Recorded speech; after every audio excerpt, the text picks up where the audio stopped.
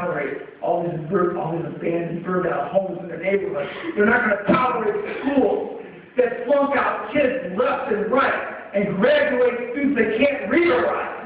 They won't tolerate that anymore. They won't tolerate the fact that their children, their grandchildren are being incarcerated, and the state of Michigan has to spend more money funding those prisons than they do funding colleges here to educate our young people. They won't tolerate that. As you probably say, Hansen Clarke is a congressman. He's making a great political speech today. But what does that have to do with us right here? It was Dr. King. It has everything to do. When you go to those schools and you help those kids, you realize that many of them, and you can't tell by looking at them. I know. I grew up in the neighborhood. Most of them have been abused.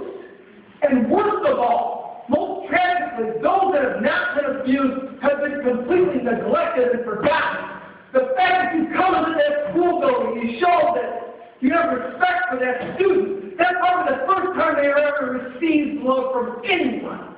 You see the differences you can make just by being there. It's not the tutoring, it's not the education, it's not the program, it's not even necessarily all those abandoned buildings you help tear down and the neighbors you help build up. It's the fact that you help uplifting the spirit of our people who many times, without them consciously realizing it, have already given up before they're 20 years old. This is the point I'm trying to make. Your work is so valuable.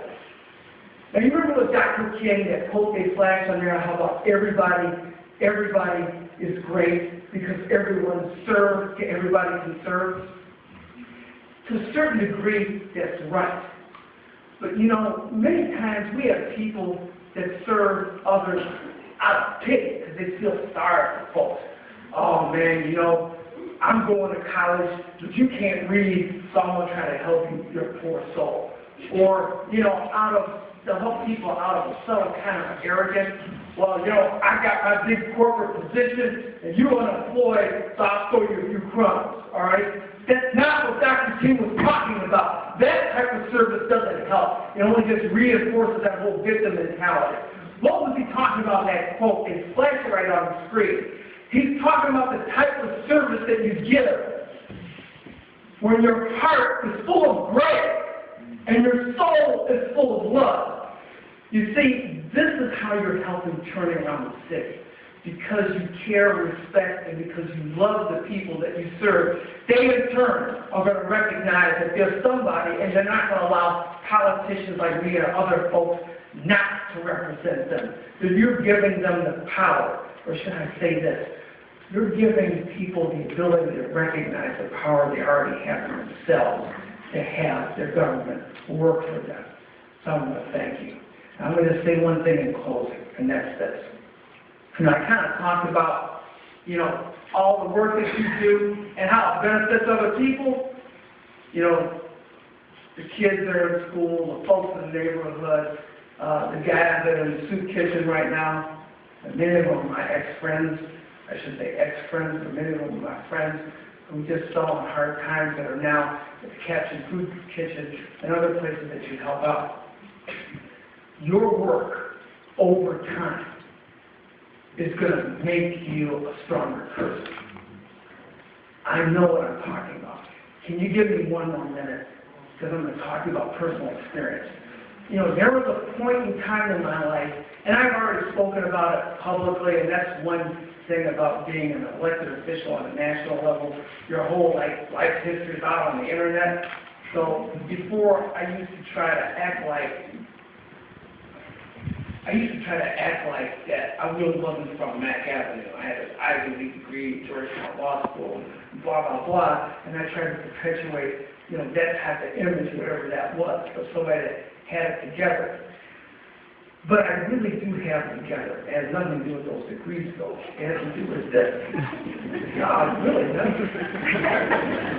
It's because there's a point in my life when I lost everything that meant anything to me. My parents were dead. The scholarship I had in college, that was gone. I had to leave school. The income that I had, it wasn't anymore, so I lost my car. girlfriend, she even left me, okay? She was dealing with a brother that didn't have a car.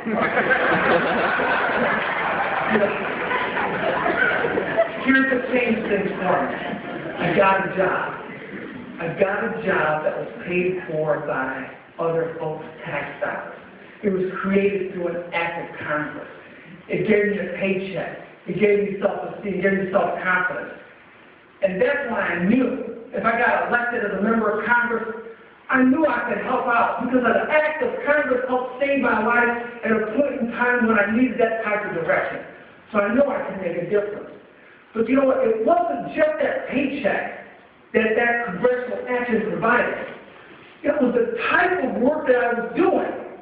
You know what job I had? I was assigned to work in Kettering High School in the attendance office to work with truant high school students. Now, I was like 23 in my own stuff. So I had to now get out of my own, victim mindset that I couldn't do anything for anybody because I definitely couldn't even support myself, and I didn't have any kids or anything like that. But to now see what I could do to help the students stay in school, go to class, graduate, have a future. That's what did it for me. And it so transformed the whole way I not only looked at the world, but as I looked at myself. That experience, working in that high school, gave me what I needed today to be an effective member of Congress to represent and work for you. So my point is this. This work that you're doing as volunteers, as core members, as city heroes, and as youth heroes, and I am going to end, I know I'm longer than I should, but this is the key. It helps our community, but it helps you. Now, I want to say this other thing in closing. That program that funded me and provided me with that job, as soon as I left it to go back to college, President Reagan and the Congress eliminated that program by cutting off all funding to it. Here's what I need right now. We're at the same juncture, 30 years later. We cannot allow AmeriCorps funding to be reduced or cut back by the United States Congress. Hey, everybody right now, I got this red paper on. Stand up! Stand up! Stand up! We have to go to war right now. I know everybody. You're always a member of Congress. Let them know that all of our programs, everyone here, we need those education awards so we can keep working to make the city the great city that it can be.